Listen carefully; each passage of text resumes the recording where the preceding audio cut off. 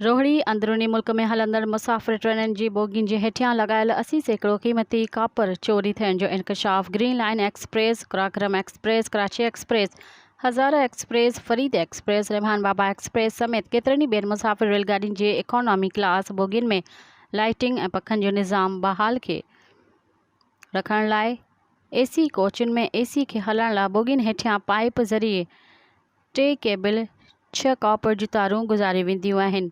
उन चोरीअ में हिकु मुनज़्ज़म गिरोह मुलविस आहे। 800 खां 2500 रुपया में किलो मख़सूस कबाड़ियुनि विकिरो कयो थो वञे। रेलवे खाते बिजली जी तारुनि जी चोरीअ खे रोकण में ऐं मुलविस गिरोहनि ख़िलाफ़ असराइती कार्रवाई जो फ़ैसिलो कयो आहे, जंहिं जी शुरूआति जल्द ई कई वेंदी। रेलवे हेडक्वार्टर लाहौर जे ऑफिसरनि ते मुश्तमिल टीम न रुॻो इन चोरी में मुलविस गिरोह जो ख़ात्मो आणींदी, पर इन गिरोह जी मदद कंदड़ करप्ट ऐं रिश्वतखोर ऑफिसरनि ऐं अमले ख़िलाफ़ बि महकमाए तहत कार्रवाई कई वेंदी। जो त कॉपर जी तारूं ऐं ॿियो रेलवे चोरी थियल लोहो ख़रीद करण में मुलविस काबाड़ियुनि ख़िलाफ़ बि सख़्त कार्रवाई कई वेंदी। इन्हनि जूं गिरफ़्तारियूं बि कई वेंदियूं।